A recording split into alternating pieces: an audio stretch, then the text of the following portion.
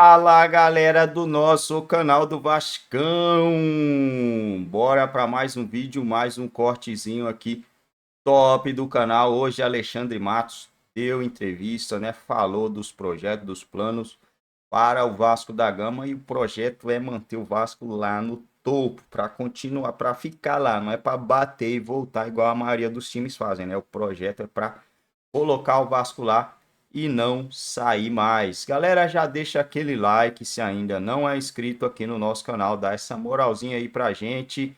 Se inscreva no canal, acione também o sino das notificações, que assim toda vez que a gente postar um vídeo, você vai ser notificado na mesma hora aí no seu aparelho. Não esqueça também de deixar o seu comentário aí ao final do vídeo e quem vocês querem ver no Vasco nessa temporada de 2024 e quais são as perspectivas para o Vascão esse ano. Bora lá assistir esse vídeo. Pedrosa tá de volta no programa e vai trazer aí as últimas info do Vascão. Não errar. E muito mais para não errar do que acertar todas. E ele vai errar, ele vai acertar, só que, se você for pegar a carreira do Alexandre Matos, ele é um cara que formou o bicampeão Cruzeiro, o multicampeão Palmeiras, fez a base do Atlético Mineiro, agora fez o Atlético Paranaense, lógico, com a sua ajuda, chegar a uma final de Libertadores. É um cara vencedor na carreira dele. Por onde ele passou. Por onde ele passou. Então ele vai implantar processos dentro do Vasco, ele vai conseguir formular um Vasco vencedor que não é em um ano, nessa temporada de 2024, que você vai apagar 20 anos de fracasso, Flávio Vinick. Nada na vida é assim. E pra mim, ele é esse cara. Ele é um cara que, de fato, vai fazer o Vasco finalmente entrar no século XXI e entender esses processos para aí sim se tornar um time vencedor.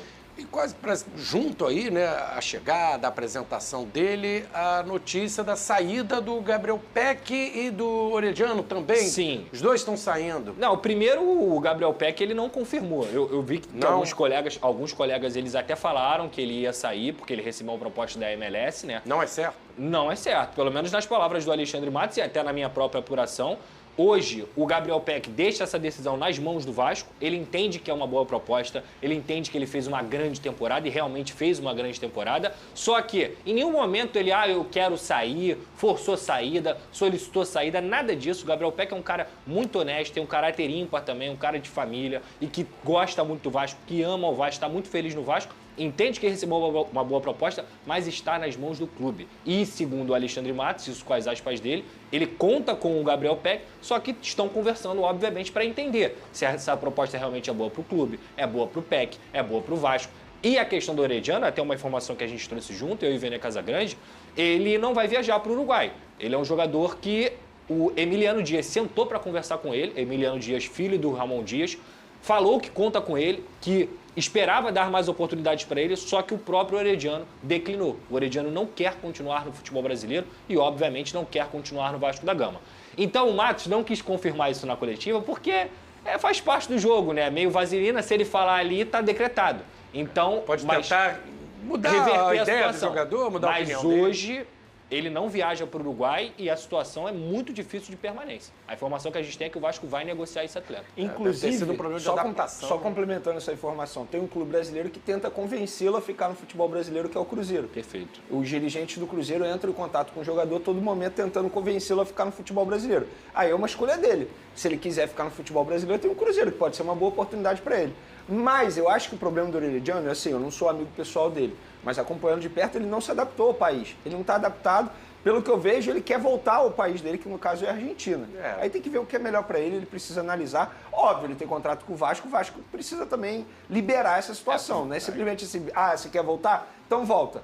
Porque toda vez que eu falo isso de jogador brasileiro que vai para a Europa, firma contrato de 5 anos e dá um ano, não me adaptei, quero voltar. Eu critico, o argentino também, não é justo isso. Ele assinou um contrato longo com o Vasco, ele precisa conversar com o Vasco. O Vasco só libera se for bom para o clube também. E para sair tem que pagar, assim, né, Vene? Porque ele foi o maior ele foi o maior investimento do Vasco em 2023, foram 20 milhões de reais pagos à vista pro Luco Orediano. Então, assim, para ele sair, ele vai ter que arrumar um clube disposto a pagar isso ou fazer um empréstimo com uma obrigação de compra, alguma composição tem que ficar bom de pro Vasco negócio também. para ficar bom pro Vasco também. Talvez uma moeda de troca por um grande jogador nesse valor. Agora, sair porque quer sair, não é assim, né? Tem um ponto também que eu estava conversando com o Pedrosa lá no camarim, isso é um erro de avaliação de quem contratou. Perfeito. Analisar perfil do jogador. Porque você tem que analisar para ver se ele se adapta facilmente, se ele pode se adaptar facilmente, qual é o perfil dele, se ele é mais tímido, se ele é mais introvertido. Isso é analisado também pelo departamento que vai contratar. É a análise do jogador. Isso foi um erro da outra gestão também.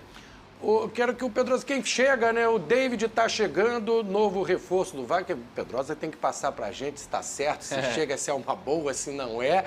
Lembrando que daqui a pouco a gente vai falar do Flamengo também. Se reapresenta hoje a reapresentação do Flamengo e o Vene vai trazer as novidades. Pedrosa, atacante David, eu lembro que ele foi revelado no Vitória, passou por Cruzeiro, não vingou, Fortaleza, Inter, São Paulo. Mas sempre o pessoal esperando mais dele, né? Do que ele entregou. Ele oscilou muito, né? Ele oscilou muito durante a carreira dele. O melhor momento da carreira dele foi jogando no Fortaleza. Foram 2 anos de constância junto com o Rogério Ceni. O Rogério Ceni levou ele, queria ele. O Rogério Ceni gosta dele. Perfeito, gosta muito dele, tanto que levou para o Cruzeiro e depois levou para o São Paulo. Por acreditar no potencial desse jogador. Tem 28 anos, rodado, e eu acho que quando você vai avaliar um jogador, até pelo que o Vene falou aqui agora, quando você avalia um jogador, você tem que entender, esse cara vestiu a camisa de um grande clube e ele foi bem? Ele conseguiu desempenhar ou ele sentiu aquilo ali? No caso do David, ele vestiu camisas gigantes, camisas tão pesadas quanto a do Vasco. Então eu sempre avalio isso como positivo. Não é um grande jogador, não é um jogador que vai mudar o patamar do Vasco da Gama, na minha visão é um jogador para compor elenco e para o lugar do Figueiredo, porque o Figueiredo está de saída. Então se você for pensar no movimento de mercado, é um jogador que joga pelas pontas, principalmente pela ponta esquerda, que era a posição do Figueiredo, que teve mais de 500 posições no Vasco. Mas eu acho que se você for olhar o movimento de mercado, sai Figueiredo e entra David para compor elenco, é uma contratação honesta. Não me empolga, mas é uma contratação honesta, vendo por esse lado. Será que não pode ser o substituto do Verratti? A gente até falava aqui, precisa de um cara para quando o Verratti não puder jogar, um cara para entrar no lugar dele. Ele joga de lado de campo, é versátil, faz também a função ali de jogar mais centralizado. Pode ser esse cara? Ainda não. Acho que não, Flavinho, porque o perfil do David é jogar mais aberto, pelas pontas. Eu estava conversando com o Pedrosa novamente lá no camarim sobre o David. Eu, particularmente, não gostei dessa contratação. Se a gente for analisar o perfil do jogador, e a verdade é o seguinte, ele fora dos campos, ele sempre preocupou por onde passou. Isso quem diz é quem trabalhou com ele, quem jogou com ele. E, de fato, a melhor passagem dele foi no Fortaleza, quando ele tinha a confiança do Rogério Ceni, que é apaixonado pelo futebol dele. O Rogério Ceni, inclusive, indicou o nome dele para o Flamengo quando estava aqui no Flamengo. E o Flamengo não quis avançar nas tratativas. E também analisando o modelo de operação, porque o Vasco vai ser obrigado a comprar esse jogador se ele jogar pelo menos 60% dos jogos na temporada. Está no contrato. Está no contrato, o que é fácil. E a obrigação de compra é de 2,8 milhões de euros, quase 15 milhões de reais. Eu acho que não vale. Então, analisando todo o cenário dessa contratação, eu particularmente não gostei. Mas se for analisar como o Pedrosa analisou para a vaga do Figueiredo, beleza. Acho que o David pode render mais que o Figueiredo, porque infelizmente o Figueiredo foi mal aproveitado no Vasco. E agora vai vestir a camisa do Curitiba. Mas enfim, é um jogador para compor elenco.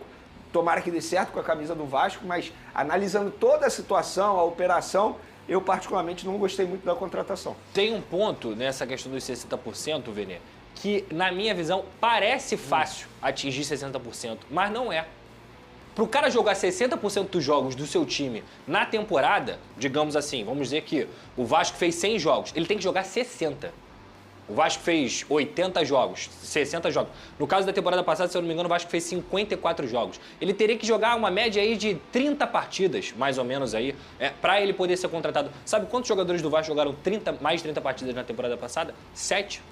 Todos titulares. E o que isso te faz pensar? É porque ele não deve ser titular, mais difícil ainda. Exatamente. Não, mas quando você entra em campo já conta. Conta, mas o ponto é o seguinte, para ele ser utilizado em 60% dos jogos do Vasco, ele tem que estar bem.